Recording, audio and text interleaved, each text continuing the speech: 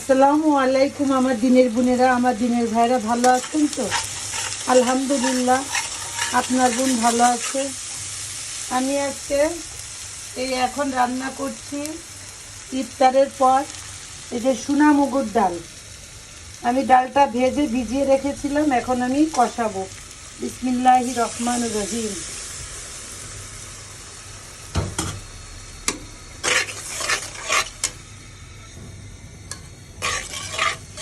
বন্ধুরা, 9 তারিখ মানে আগামীকাল আমার মায়ের মৃত্যুবার্ষিকী। যশোরের ছোট দুটো বোন এতিমখানার জন্য কিছু খানার ব্যবস্থা করেছে।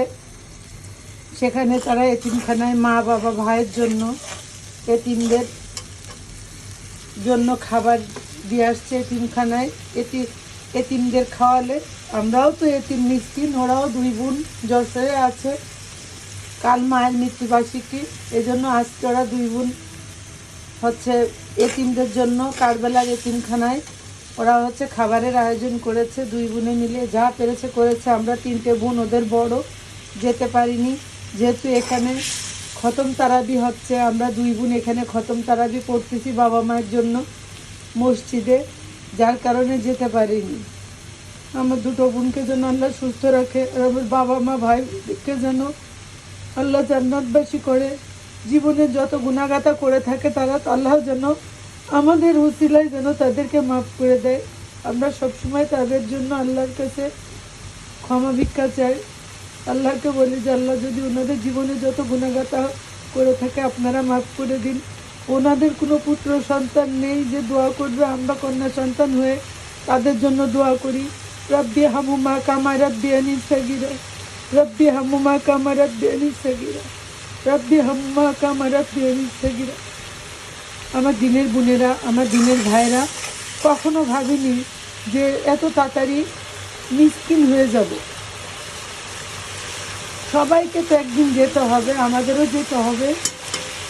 এত তাড়াতাড়ি যে বাবা মা ভাইয়েরা আমাদের জীবন থেকে ফিরিয়ে যাবে এটা তো ভাবিনি। তাই দোয়াই করতে থাকি যে কী করে আল্লাহ যেন আমার বাবা মা ভাইদেরকে যেন জান্নাতবাসী করে। মহান রাব্বুল আলামিন যেন তাদের জীবনের গুনাহগাতা মাফ করে দেয়।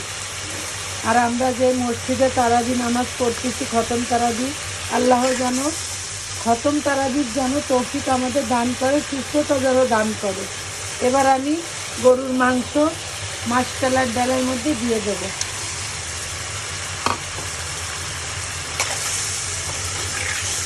সোনা মুগ ডাল, এটা মাসকলার ডাল না বন্ধুরা, মুগ ডাল দিয়ে গরুর মাংস অল্প। যেহেতু ছেলেপেলেরা আমার হলো ছোট ছেলে আর আমি আর আমার হাজব্যান্ড, এই জন্য অল্প করে রান্না করছি।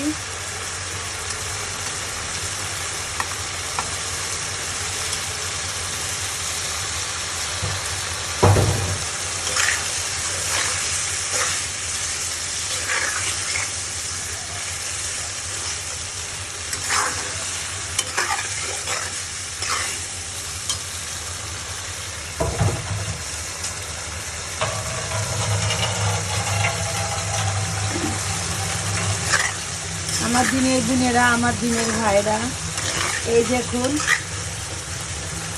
মশলার সাথে আগে মুগ ডালটা আমি ভুনা করেছি, তার সাথে মাংসটাও কষিয়ে নিয়েছি। এখন আমরা পানি দিয়ে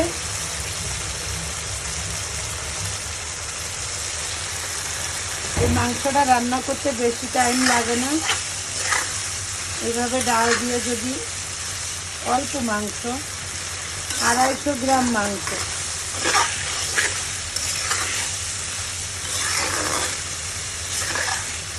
এই দেখুন গ্রেভিটা কত সুন্দর হয়েছে। এই যে দেখুন,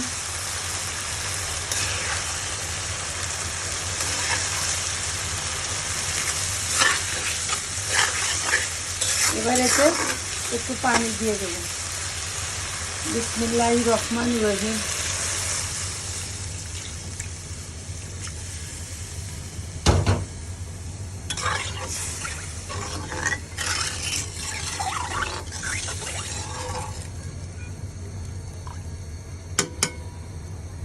এবার ঢেকে দেব।